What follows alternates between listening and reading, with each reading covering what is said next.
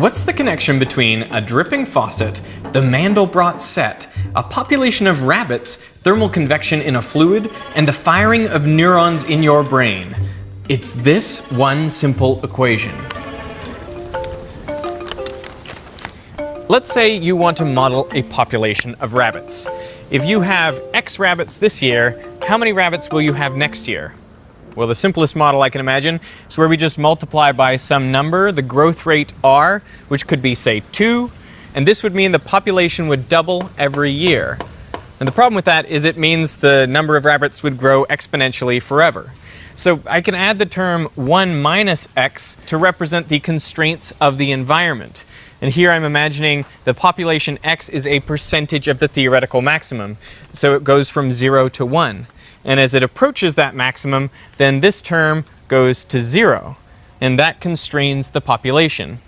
So this is the logistic map. xn plus 1 is the population next year, and xn is the population this year. And if you graph the population next year versus the population this year, you see it is just an inverted parabola. It's the simplest equation you can make that has a negative feedback loop. The bigger the population gets over here, the smaller it'll be the following year. So let's try an example. Let's say we're dealing with a particularly active group of rabbits. So R equals 2.6. And then let's pick a starting population of 40% of the maximum, so 0.4. And then times 1 minus 0.4. And we get 0.624. Okay, so the population increased in the first year. But what we're really interested in is the long-term behavior of this population. So we can put this population back into the equation. And to speed things up, you can actually type 2.6 times answer times 1 minus answer, get 0.61. So the population dropped a little. Hit it again, 0.619, 0.613, 0.617, 0.615, 0.616, 0.615. And if I keep hitting enter here, you see that the population doesn't really change. It has stabilized, which matches what we see in the wild. Populations often remain the same as long as births and deaths are balanced. Now, I want to make a graph of this iteration. You can see here that it's reached an equilibrium value of 0.615. Now, what would happen if I changed the initial population?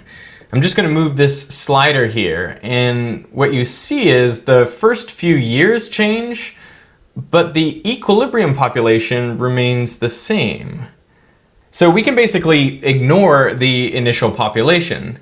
So what I'm really interested in is how does this equilibrium population vary depending on R, the growth rate? Well, as you can see, if I lower the growth rate, the equilibrium population decreases. That makes sense. And in fact, if R goes below 1, well then the population drops and eventually goes extinct. So what I want to do is make another graph where on the x-axis I have R, the growth rate, and on the y-axis I'm plotting the equilibrium population, the population you get after many, many, many generations. Okay, for low values of R, we see the populations always go extinct, so the equilibrium value is 0. But once R hits 1, the population stabilizes onto a constant value. And the higher R is, the higher the equilibrium population. So far, so good. But now comes the weird part.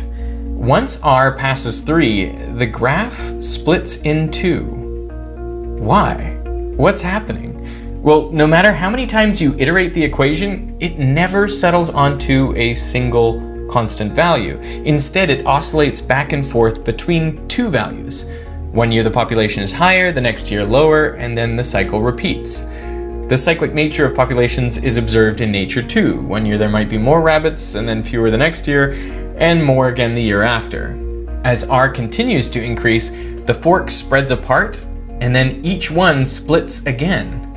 Now, instead of oscillating back and forth between two values, populations go through a 4-year cycle before repeating. Since the length of the cycle or period has doubled, these are known as period doubling bifurcations. And as R increases further, there are more period doubling bifurcations. They come faster and faster, leading to cycles of 8, 16, 32, 64, and then at R equals 3.57, chaos. The population never settles down at all. It bounces around as if at random. In fact, this equation provided one of the first methods of generating random numbers on computers. It was a way to get something unpredictable from a deterministic machine. There is no pattern here, no repeating. Of course, if you did know the exact initial conditions, you could calculate the values exactly. So they are considered only pseudo-random numbers. Now you might expect the equation to be chaotic from here on out, but as R increases, order returns. There are these windows of stable periodic behavior amid the chaos. For example, at R equals 3.83, there is a stable cycle with a period of 3 years. And as R continues to increase, it splits into 6, 12, 24, and so on before returning to chaos. In fact, this one equation contains periods of every length. 37, 51, 1052, whatever you like if you just have the right value of R. Looking at this bifurcation diagram, you may notice that it looks like a fractal. The large-scale features look to be repeated on smaller and smaller scales. And sure enough, if you zoom in, you see that it is, in fact, a fractal. Arguably the most famous fractal is the Mandelbrot set. The plot twist here is that the bifurcation diagram is actually part of the Mandelbrot set. How does that work? Well, quick recap on the Mandelbrot set. It is based on this iterated equation. So the way it works is you pick a number c, any number in the complex plane, and then start with z equals 0. And then iterate this equation over and over again. If it blows up to infinity, well then the number c is not part of the set. But if this number remains finite after unlimited iterations, well then it is part of the Mandelbrot set. So let's try, for example, c equals 1. So we've got 0 squared plus 1 equals 1, then 1 squared plus 1 equals 2, 2 squared plus 1 equals 5, 5 squared plus 1 equals 26. So pretty quickly you can see that with c equals 1, this equation is going to blow up. So the number 1 is not part of the Mandelbrot set. What if we try c equals negative 1? Well then we've got 0 squared minus 1 equals negative 1, negative 1 squared minus 1 equals 0, and so we're back to 0 squared minus 1 equals negative 1. So we see that this function is going to keep oscillating back and forth between negative 1 and 0, and so it'll remain finite, and so c equals negative 1 is part of the Mandelbrot set. Now normally when you see pictures of the Mandelbrot set, it just shows you the boundary between the numbers that cause this iterated equation to remain finite and those that cause it to blow up. But it doesn't really show you how these numbers stay finite. So what we've done here is actually iterated that equation thousands of times and then plotted on the z-axis the value that that iteration actually takes. So if we look from the side, what you'll actually see is the bifurcation diagram. It is part of this Mandelbrot set. So what's really going on here? Well, what this is showing us is that all of the numbers in the main cardioid, they end up stabilizing onto a single constant value. But the numbers in this main bulb, well, they end up oscillating back and forth between 2 values. And in this bulb, they end up oscillating between 4 values. They've got a period of 4. And then 8, and then 16, 32, and so on. And then you hit the chaotic part. The chaotic part of the bifurcation diagram happens out here on what's called the needle of the Mandelbrot set, where the Mandelbrot set gets really thin. And you can see this medallion here that looks like a smaller version of the entire Mandelbrot set. Well, that corresponds to the window of stability in the bifurcation plot with a period of 3. Now the bifurcation diagram only exists on the real line because we only put real numbers into our equation.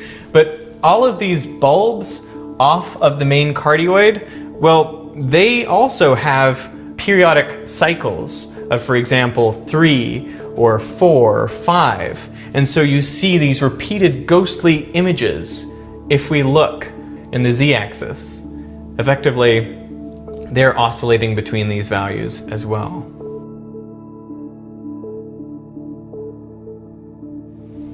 Personally, I find this extraordinarily beautiful. But if you're more practically minded, you may be asking, but does this equation actually model populations of animals? And the answer is yes, particularly in the controlled environments scientists have set up in labs. What I find even more amazing is how this one simple equation applies to a huge range of totally unrelated areas of science. The first major experimental confirmation came from a fluid dynamicist named Libchaber. He created a small rectangular box with mercury inside, and he used a small temperature gradient to induce convection. Just 2 counter-rotating cylinders of fluid inside his box. That's all the box was large enough for. And of course, he couldn't look in and see what the fluid was doing, so he measured the temperature using a probe in the top. And what he saw was a regular spike, a periodic spike in the temperature. That's like when the logistic equation converges on a single value. But as he increased the temperature gradient, a wobble developed on those rolling cylinders at half the original frequency. The spikes in temperature were no longer the same height. Instead, they went back and forth between 2 different heights. He had achieved period 2. And as he continued to increase the temperature, he saw period doubling again. Now he had 4 different temperatures before the cycle repeated, and then 8. This was a pretty spectacular confirmation of the theory in a beautifully crafted experiment. But this was only the beginning. Scientists have studied the response of our eyes and salamander eyes to flickering lights, and what they find is a period doubling. That once the light reaches a certain rate of flickering, our eyes only respond to every other flicker. It's amazing in these papers to see the bifurcation diagram emerge, albeit a bit fuzzy because it comes from real-world data. In another study, scientists gave rabbits a drug that sent their hearts into fibrillation.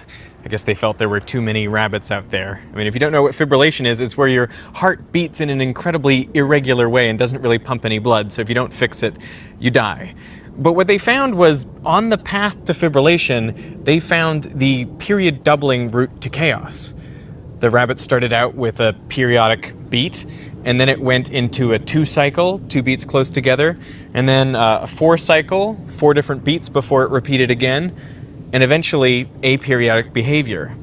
Now, what was really cool about this study was they monitored the heart in real time and used chaos theory to determine when to apply electrical shocks to the heart to return it to periodicity. And they were able to do that successfully. So they used chaos to control a heart and figure out a smarter way to deliver electric shocks to set it beating normally again. That's pretty amazing. And then there is the issue of the dripping faucet. Most of us, of course, think of dripping faucets as very regular periodic objects, but a lot of research has gone into finding that once the flow rate increases a little bit, you get period doubling. So now the drips come 2 at a time, da-dip, da-dip, da-dip, and eventually from a dripping faucet, you can get chaotic behavior just by adjusting the flow rate. And you think, like, what really is a faucet? Well, there's constant pressure water and a constant size aperture, and yet what you're getting is chaotic dripping. So this is a really easy chaotic system you can experiment with at home. Go open a tap just a little bit and see if you can get aperiodic dripping in your house. The bifurcation diagram pops up in so many different places that it starts to feel spooky. Now I want to tell you something that'll make it seem even spookier. There was this physicist, Mitchell Feigenbaum, who was looking at when the bifurcations occur. He divided the width of each bifurcation section by the next one, and he found that ratio closed in on this number, 4.669, which is now called the Feigenbaum constant. The bifurcations come faster and faster, but in a ratio that approaches this fixed value. And no one knows where this constant comes from. It doesn't seem to relate to any other known physical constant. So it is itself a fundamental constant of nature. What's even crazier is that it doesn't have to be the particular form of the equation I showed you earlier. Any equation that has a single hump, if you iterate it the way that we have, so you could use xn plus 1 equals sine x, for example. If you iterate that one again and again and again, you will also see bifurcations. Not only that, but the ratio of when those bifurcations occur will have the same scaling, 4.669. Any single hump function iterated will give you that fundamental constant. So why is this? Well, it's referred to as universality, because there seems to be something fundamental and very universal about this process, this type of equation, and that constant value. In 1976, the biologist Robert May wrote a paper in Nature about this very equation. It sparked a revolution in people looking into this stuff. I mean, that paper's been cited thousands of times. And in the paper, he makes this plea that we should teach students about this simple equation because it gives you a new intuition for ways in which simple things, simple equations, can create very complex behaviors. And I still think that today we don't really teach this way. I mean, we teach simple equations and simple outcomes because those are the easy things to do and those are the things that make sense. We're not going to throw chaos at students. But maybe we should. Maybe we should throw at least a little bit, which is why I've been so excited about chaos and I'm so excited about this equation because, how did I get to be 37 years old without hearing of the Feigenbaum constant?